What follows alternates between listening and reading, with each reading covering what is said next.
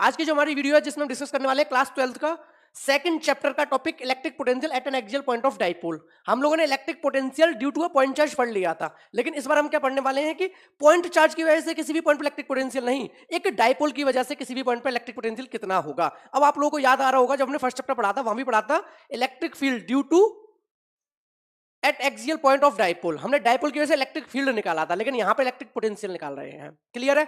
तो स्टार्ट करते हैं अपन। Consider an electric dipole consisting of charge plus q and minus q. सबसे पहले तो हमने एक डाइपोल मान लिया जिसका एक चार्ज प्लस क्यू है, एक माइनस क्यू है, क्योंकि आपको पता है डाइपोल क्या होता है। डाइपोल एक सिस्टम होता है जिसके अंदर अपोजिट चार्जेस होते हैं जो कि कुछ डिस्टेंस पे सेपरेट होते हैं, separated by a distance 2a and placed in vacuum. ठीक है, plus Q charge minus Q charge को सेपरेट किया गया है और डिस्टेंस उनके बीच का 2 है। आप यहां पे देख सकते हो मैंने एक ए बी डाइपोल बनाया है, माइनस क्यू चार्ज रखा है, प्लस क्यू चार्ज रखा है, इनके बीच का डिस्टेंस 2a है।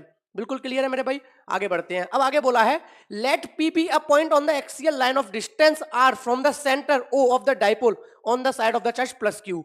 अब हमें क्या करना है मेरे भाई?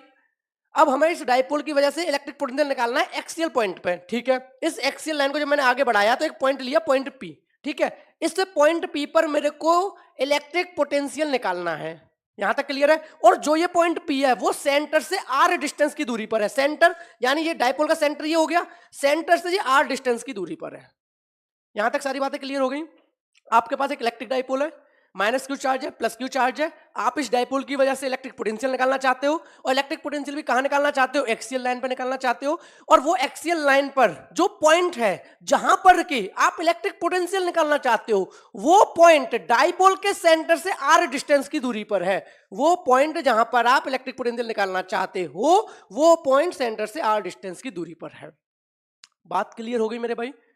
तो अब आगे स्टार्ट करते हैं। हम इलेक्ट्रिक पोटेंशियल निकालेंगे। अब कैसे निकालेंगे? अब आपको थोड़ा थोड़ा आइडिया है ये इलेक्ट्रिक पोटेंशियल कैसे निकालेंगे। इलेक्ट्रिक पोटेंशियल पॉइंट पी पर माइनस क्यू की वजह से, प्लस क्यू की वजह से। और आप लोग एक बात जानती हो, इलेक्ट्रिक पोटेंशियल कैसी क्वांटिटी है? स्केलर क्वांटिटी है, तो यहाँ डायरेक्शन वाली तो कोई बात है ही नहीं।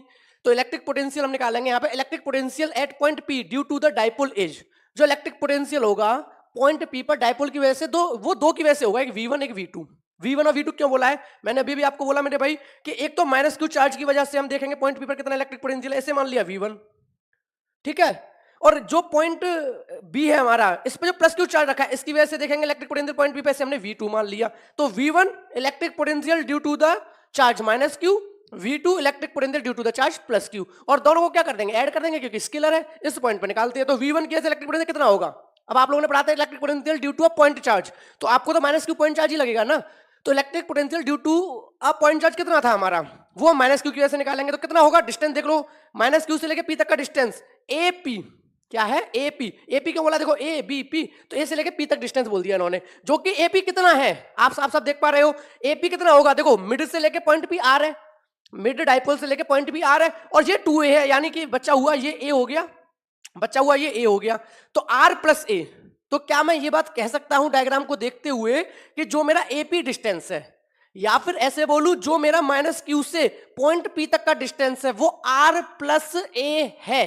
दिख रहा है साफ साफ, क्योंकि देखो A इतना हो गया और मिड से लेके आ रही हो गया, तो R प्लस A जो ये डिस्टेंस है माइनस क्यू से पॉइंट P तक का, तो मैं V1 कैलकुलेट कर सकता हूं। तो वही उन्होंने कैलकुलेट किया। देखो क्या किया V1 में, V1 और plus V2, total potential point P पर कितना होगा? V1 plus V2। तो V1 कितना हुआ?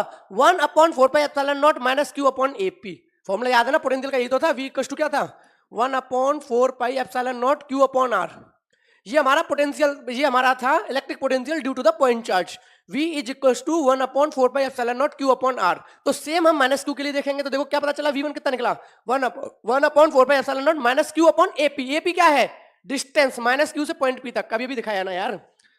माइनस क्यू से लेके पॉइंट P तक का डिस्टेंस कितना है? AP, जो कि R प्लस A है। ठीक है भाई, ये हो गया हमारा V1 प्लस V2।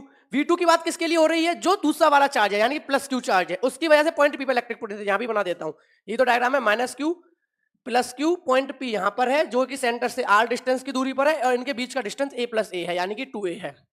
तो देखो प्लस क्यू की वजह से पॉइंट P पर कितना डिस्टेंस होगा बताओ? अब आप साफ साफ देख रहे हो, पॉइंट P से मिड तक का R डिस्टेंस है और ये A डिस्टेंस है, तो R माइनस A।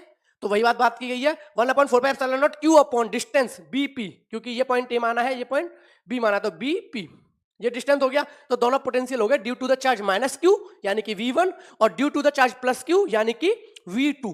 ठीक है मेरे भाई, आगे 1/4πε0 क्यू अपॉन, अब AP की वैल्यू पुट कर दी। AP बोले तो यहां से लेके यहां तक का डिस्टेंस R प्लस A, तो लगा दिया R प्लस A।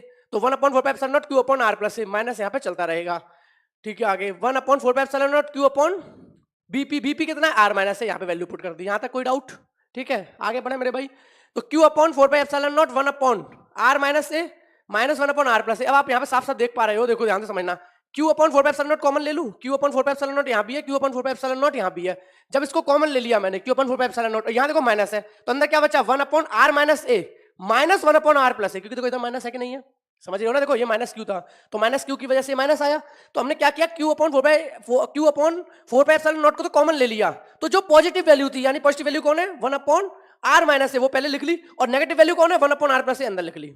ठीक है, किसी को कॉमन लेने में भी दिक्कत हो तो भाई कमेंट करके बोल देना कि भाई मुझे तो कॉमन लेने में भी दिक्कत आ रही है। ठीक है, वरना तो समझ आ ही गया होगा। अब जो q अपॉन 4πε0 ले लिया, अब इसका एलसीएम ले लो। एलसीएम कैसे लेते हैं, एलसीएम लेने का तरीका पता होगा, वरना करके दिखा देता हूं। 1 अपॉन r माइनस ए, 1 अपॉन r माइनस ए, और साथ में क्या है माइनस 1 अपॉन r प्लस ए, 1 अपॉन r प्लस ए। इसको सॉल्व करेंगे तो करते हैं, पहले सिर्फ कर लेता हूं थोड़ा सा। अब देखो ध्यान से देखना, अब क्या करेंगे अपन लोग, अब हम इसे अब सॉल्व करेंगे तो क्या होगा, पहले एलसीएम लेंगे, तो एलसीएम कितना आएगा r माइनस ए और इधर ब्रैकेट में r प्लस ए, एलसीएम आएगा r माइनस ए से r माइनस ए कट गया, r प्लस ए ऊपर आ गया। भाई ये तो एलसीएम लेना तो पता ही होगा, तो मैं बस लेके दिखा रहा हूँ स्टेप। r प्लस ए का जब डिवाइड करोगे r प्लस ए में बचा r माइनस ए, तो यहाँ बचा r माइनस ए। तो अब इसे खोल लेते हैं, ओपन करेंगे तो क्या बचेगा r plus A minus r plus A, बचेगा नहीं बचेगा, नीचे r minus A r plus A minus B A plus B, formula याद है भाई, इतना तो याद होना चाहिए। x माइनस वाई और x प्लस वाई क्या होती थी आइडेंटिटी मैथ में, X square minus Y square, या फिर अगर a plus B A minus B क्या होता था, a square minus B square. तो r माइनस से r प्लस ए सेम नंबर है, प्लस और माइनस का डिफरेंस है, तो मैथ्स की आइडेंटिटी कहती है r स्क्वायर माइनस ए स्क्वायर। r से r कट गया ऊपर, क्योंकि ये पॉजिटिव और नेगेटिव, तो ऊपर बचा 2a upon R square minus ए स्क्वायर। तो देखना वही लिखा है नहीं लिखा है इन्होंने, इसको सॉल्व करके 1 upon r minus a minus 1 upon r plus ए, जब इसको सॉल्व किया तो कितना आ गया 2a r स्क्वायर माइनस ए स्क्वायर, क्यू पहले था 4πε0 पहले से था। क्लियर है कि नहीं है मेरे भाई? नोट डाउन करना हो नोट डाउन कर लो, कोई भी डाउट हो तो डाउट बता दूं।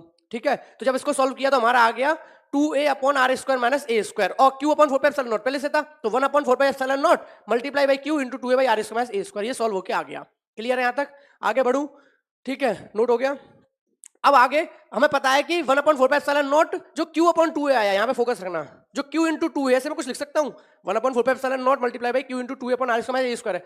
क्या q इंटू 2a p होता है कि नहीं होता, डाइपोल मूवमेंट आपको याद है ना, p का क्या था q इंटू 2a, तो क्या मैं q इंटू 2a की जगह पे p लिख सकता हूँ, तो बिल्कुल लिख सकता हूँ। तो इसकी p आ गया, तो फॉर्मूला क्या बन गया हमारा फॉर्मूला बन गया 1 upon 4πε0 p upon r square minus ए स्क्वायर। तो ये हमारा, और मैंने साथ में लिख भी दिया कि p equals to q into 2a, यानी इलेक्ट्रिक पोटेंशियल जो होगा एक्सियल लाइन पर डाइपोल की वजह से वो कितना होगा 1 upon 4πε0 p upon r square minus ए स्क्वायर होगा।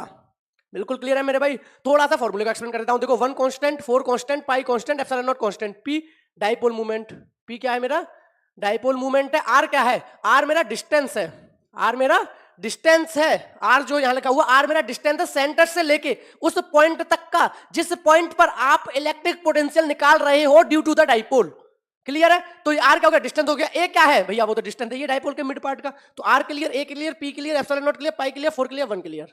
तो आप लोग याद रखना electric potential due to the dipole on axial line is equals to 1 upon 4 pi epsilon naught p upon r square minus a square. अब इन्होंने एक कंडीशन दे दी है, केस बना दिया, इन केस अगर शॉर्ट डाइपोल है, शॉर्ट डाइपोल है मतलब कि बहुत पास है, minus Q plus Q, in case वैसे तो फॉर्मूला यही है, electric potential due to the dipole यही है 1 upon 4 pi epsilon naught p upon r square minus ए स्क्वायर। लेकिन ये बोल रहे हैं कि मान लो अगर डाइपोल बहुत छोटा है, तो डाइपोल अगर बहुत छोटा है तो माइनस क्यू प्लस क्यू बहुत छोटा है, तो इसके बीच का डिस्टेंस है 2a, वो तो भैया नेगलेक्ट हो जाएगा, वो तो दिखेगा ही नहीं। तो अगर शॉर्ट डाइपोल है तो इसका मतलब a स्क्वायर बहुत ज्यादा हो जाएगा, much much much much less than r square.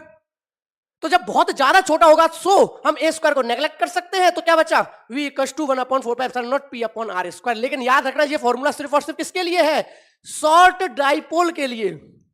किसके लिए है, शॉर्ट डाइपोल के। आपने मान लिया है कि उस डाइपोल की कोई भी लेंथ नहीं है, अगर लेंथ है तो बहुत कम है, negligible as compare to the distance जिस पर कि वो पॉइंट रखा है जहां इलेक्ट्रिक पोटेंशियल निकालना है। क्लियर है? तो फॉर्मूला तो मेन वही है, ये सिर्फ शॉर्ट डाइपोल के लिए आपने ए स्क्वायर को नेगलेक्ट कर दिया as compare to R square, क्योंकि वो डिस्टेंस ज्यादा दूर है, तो मान के चलना डाइपोल बहुत ज्यादा छोटा सा है। तो याद रखना electric potential due to the short dipole is 1 upon 4 pi epsilon naught p upon r square. वैसे तो फॉर्मूला इसी को याद रखो, क्योंकि हर जगह शॉर्ट डाइपोल नहीं होगा, 1 upon 4 pi epsilon not r square, particular value लगाओ कि भाई कितना डिस्टेंस पर है और डाइपोल की कितनी लेंथ है। आई होप आपको ये क्लियर हो गया होगा बिल्कुल। अगर फिर भी कोई डाउट रह गया हो, कोई सजेशन देना हो, कोई फीडबैक देना हो, तो कमेंट सेक्शन में कमेंट करके बता सकते हैं। मिलते हैं अपन फिर नेक्स्ट वीडियो में अपने नए कॉन्सेप्ट के साथ। Thank you so much.